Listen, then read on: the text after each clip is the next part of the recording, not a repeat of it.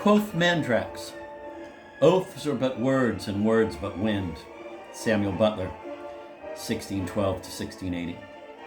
And Mary Hepburn on Santa Rosalia would memorize that quotation from Mandrax, and hundreds of others. But as the years went by, she took her marriage to Willard Fleming more and more seriously, even though the second husband had died with a smile on his face about 2 minutes after the captain pronounced them man and wife.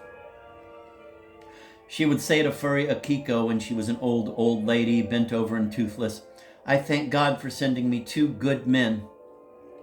She meant Roy and Willard Fleming. It was her way of saying, too, that she did not think much of the captain, who was then an old man and the father or grandfather of all the island's young people, save for Akiko.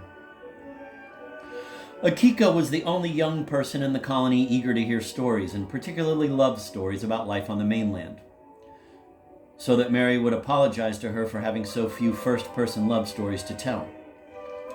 Her parents had certainly been very much in love, she said, and Akiko enjoyed hearing about how they were still kissing and hugging each other right up to the end. Mary could make Akiko laugh about the ridiculous love affair, if you could call it that, she had had with a widower named Robert Wojciechowicz, who was head of the English department at Ilium High School before the school closed down. He was the only person besides Roy and Willard Fleming who had ever proposed marriage to her. The story went like this. Robert Wojciechowicz started calling her up and asking her for dates only 2 weeks after Roy was buried. She turned him down and let him know that it was certainly too early for her to start dating again. She did everything she could to discourage him, but he came to see her one afternoon anyway, even though she had said she very much wished to be alone. He drove up to her house while she was mowing the lawn. He made her shut off the mower, and then he blurted out a marriage proposal.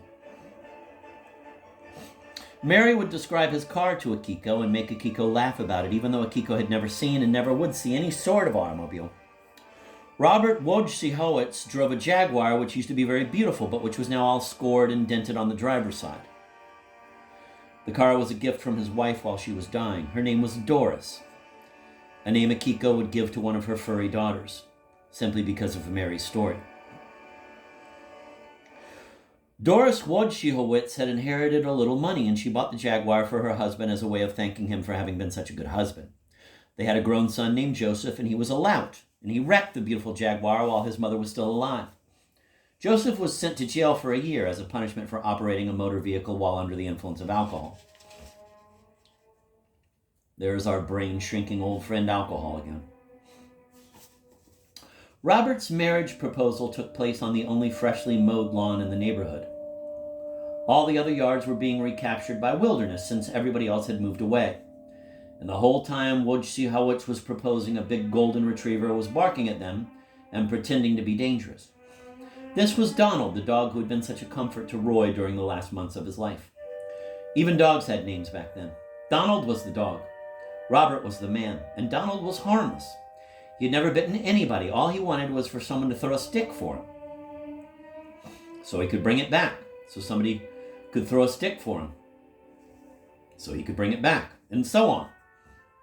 Donald wasn't very smart, to say the least. He certainly wasn't going to write Beethoven's Ninth Symphony. When Donald slept, he would often whimper and his hind legs would shiver. He was dreaming of chasing sticks.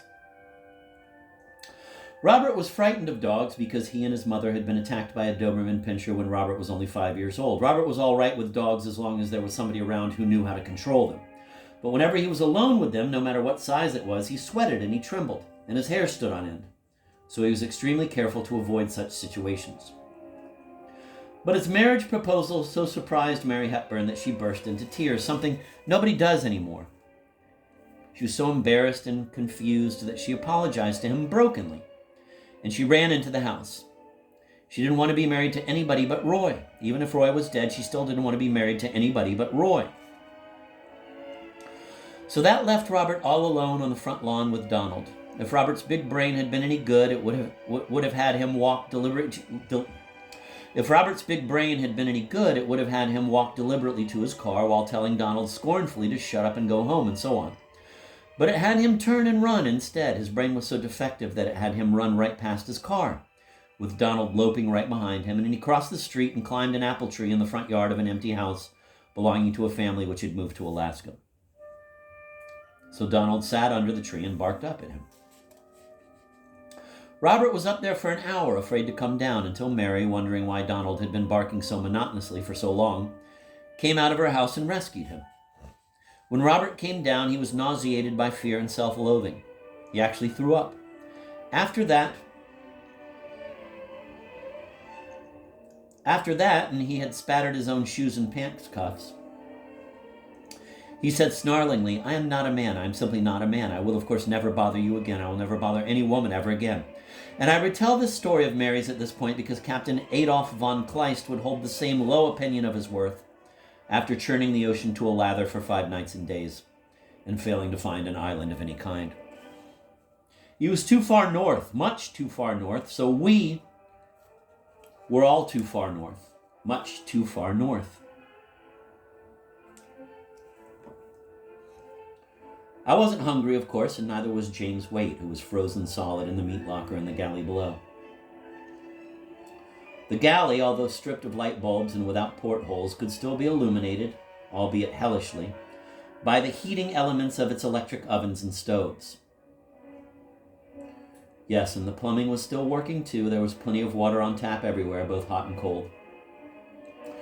So nobody was thirsty, but everybody was surely ravenous. Kazak, Selena's dog, was missing, and I put no star before her name, for Kazak was dead.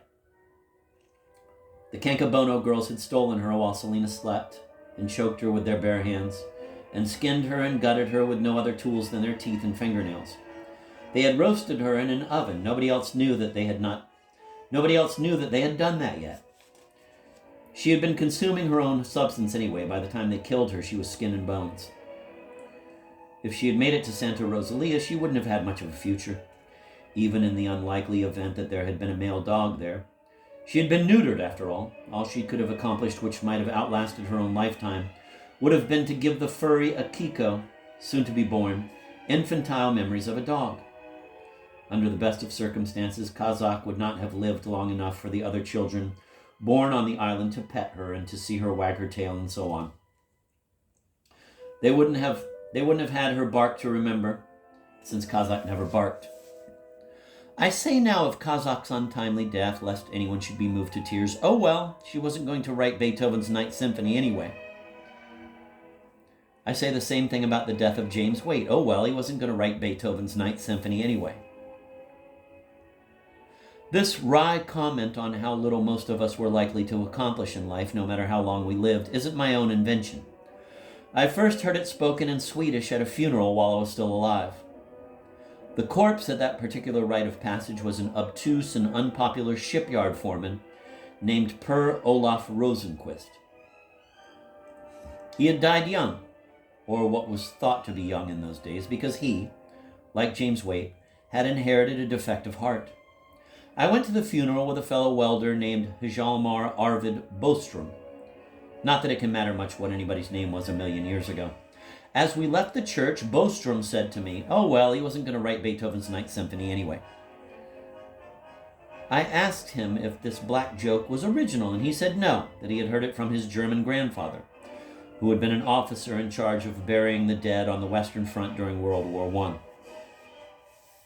It was common for soldiers new to that sort of work to wax philosophical over this corpse or that one, into whose face he was about to shovel dirt, speculating about what he might have done if he hadn't died so young. There were many cynical things a veteran might say to such a thoughtful recruit, and one of those was, don't worry about it, he wasn't going to write Beethoven's Ninth Symphony anyway. After I myself was buried young in Malmo, only 6 meters from Per Olaf Rosenquist, Hjalmar Arvid Bostrom said that about me as he left the cemetery. Oh well, Leon wasn't going to write Beethoven's Ninth Symphony anyway. Yes, and I was reminded of that comment when Captain von Kleist chided Mary for weeping about the death of the man they believed to be Willard Fleming. They had been out to sea for only 12 hours then, and the captain still felt easily superior to her, and for that matter to practically everyone. He said to her, while he told her how to hold the ship on its western course, quote, what a waste of time to cry about a total stranger. From what you tell me, he had no relatives and was no longer engaged in any useful work. So what is there to cry about? That might have been a good time for me to say as a disembodied voice, he certainly wasn't going to write Beethoven's Ninth Symphony. He made a sort of joke now, but it didn't really sound like much of a joke. Quote, as captain of this ship, end of quote, he said, quote, I order you to cry only when there is something to cry about. There's nothing to cry about now, end of quote.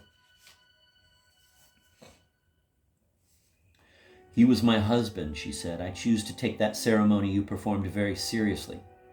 You can laugh if you want. Waite was right out back on the subject still. He hadn't been put in the freezer yet. He gave a lot to this world, and he had still a lot to give, if only we could have saved him.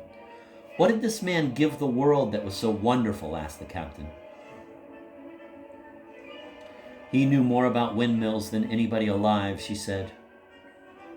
He said we could close down the coal mines and the uranium mines, that windmills alone could make the coldest parts of the world as warm as Miami, Florida. He was also a composer. Really? Said the captain. Yes, she said. He wrote 2 symphonies.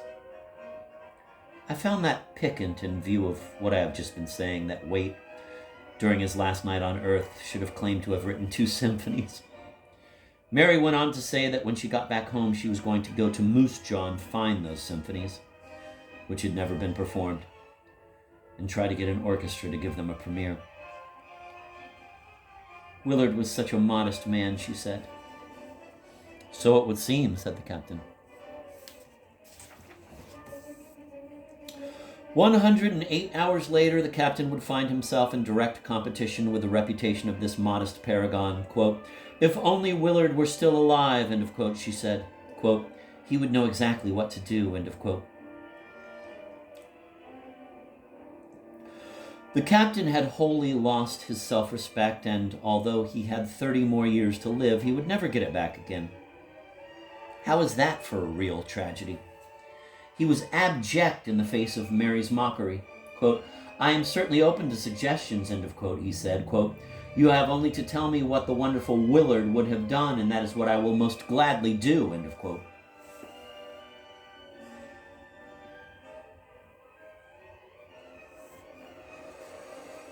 He had by then fired his brain and was navigating on the advice of his soul alone, turning the ship this way and then that way. An island the size of a handkerchief would have inspired the captain to sob in gratitude. And yes, yet again the sun, now dead ahead, now to port, now astern, now to starboard, was going down. On the deck below, Selina McIntosh was calling for her dog. Kazak! Kazak! Has anybody seen my dog? Mary yelled back, she's not up here. And then, trying to imagine what Willard would have done, she came up with the idea that Mandarax, along with being a clock and translator and so on, might also be a radio. She told the captain to try to call for help with it. The captain didn't know the instrument was a Mandarax. He thought it was a gokubi, and he had a gokubi in his handkerchief drawer, along with some cufflinks and shirt studs and watches in his house back in Quito. His brother had given it to him the previous Christmas, but he hadn't found it useful. To him, it was just another toy, and he knew this much about it, that it was certainly not a radio. Now he weighed what he thought was a gokubi in his hand, and he said to Mary, I would give my right arm to have this piece of junk be a radio. I promise you, though, not even the saintly Willard Fleming could send or receive a message with a gokubi, end of quote. Maybe it's time you stop being so absolutely certain about so much, said Mary. That thought has occurred to me, he said. Then send an SOS, said Mary. What harm can it do? No harm, surely, said the captain. Mrs. Fleming, you are absolutely right. It can surely do no harm. He spoke into the tiny microphone of Mandarax, saying the international word for a ship in distress 1,000,000 years ago. Mayday, mayday, mayday, he intoned.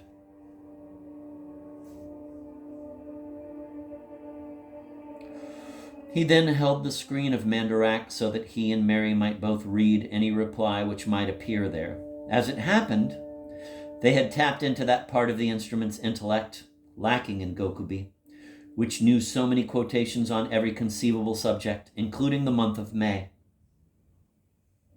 On the little screen, these utterly mystifying words appeared. Quote, "In depraved May, dogwood and chestnut, flowering Judas, to be eaten, to be divided, to be drunk among whispers." End of quote. T.S. Eliot, 1888 to 1965.